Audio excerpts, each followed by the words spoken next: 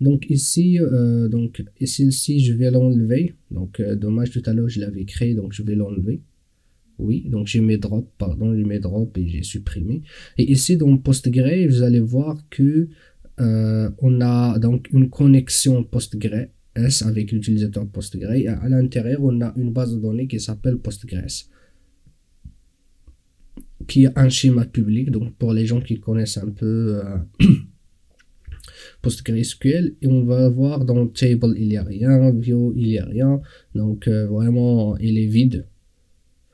Mais ce qu'on est sûr, c'est que pardon. Donc ça, c'est des trucs par défaut pour Postgre. Ce qui est sûr, c'est que nous avons établi une connexion avec notre serveur à partir de dbVar et avec l'utilisateur Postgres et le mot de passe root. Ok, très bien. Ce qu'on va faire, si vous voulez, on va juste dans le schéma public, on peut créer par exemple une table, si vous voulez, pour voir. Mais est-ce que c'est important ou non? On va créer, vas-y, allez-y, on va créer une table. Voilà, qu'on voit ici, New Table. Et ici, vous allez voir que vous avez cliqué ici, vous allez voir que il y a donc les colonnes, les contraintes, les foreign key, et ainsi de suite. Donc, c'est le nom de la table. Je vais mettre par exemple table 1. C'est juste pour un exemple. Et les colonnes, ici, vous allez voir les colonnes.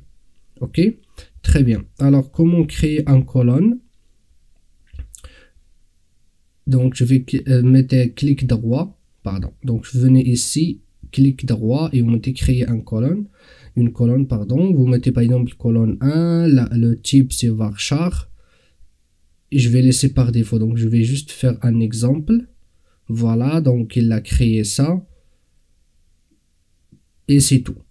Ok, donc on va créer une table avec une colonne.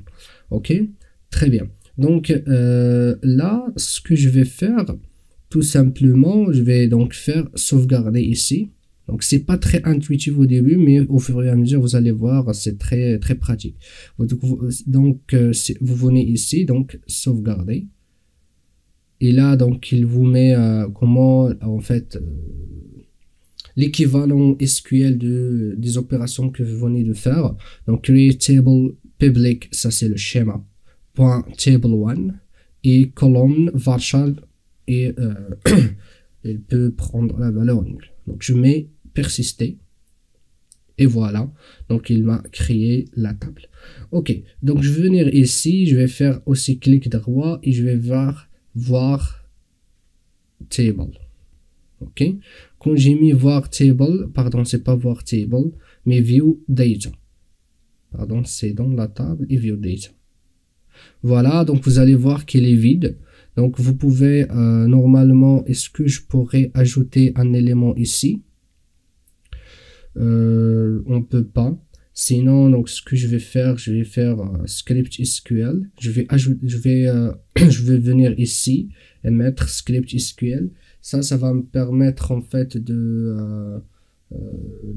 d'écrire du SQL. Ok, je vais faire alors insert, ok, into table 1 et je vais mettre values et là j'ai qu'une seule colonne et je vais mettre par exemple test. C'est de type varchar. C'est juste pour voir. Allez, on va mettre ici test 2. Donc moi je suis trop productif aussi donc en ligne de commande, mais parfois aussi c'est simple de passer par des manipulations comme ça. Ok, donc vous mettez CTRL A et vous mettez exécuter l'instruction SQL, ou bien vous venez ici et vous mettez CTRL entrée. Ok, il dit quoi là?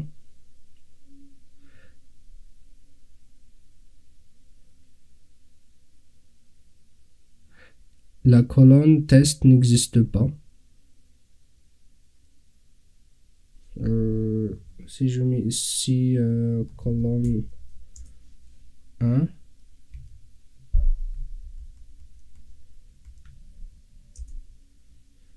Oui, donc c'est sûrement une values ou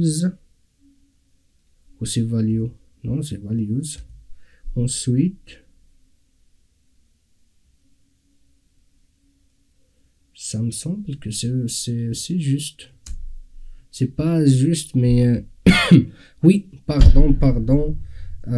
C'est une simple cote. C'est pas double cote. Ah oui, ça. Donc c'est simple cote et je mets maintenant contrôle entrée. Et voilà, donc là, ça a l'air marche très bien. L'air marché. Je vais faire maintenant select étoile from table 1 et je mets contrôle entrée. Et comme vous voyez ici, on a donc test 1 et test ou bien test et test 2.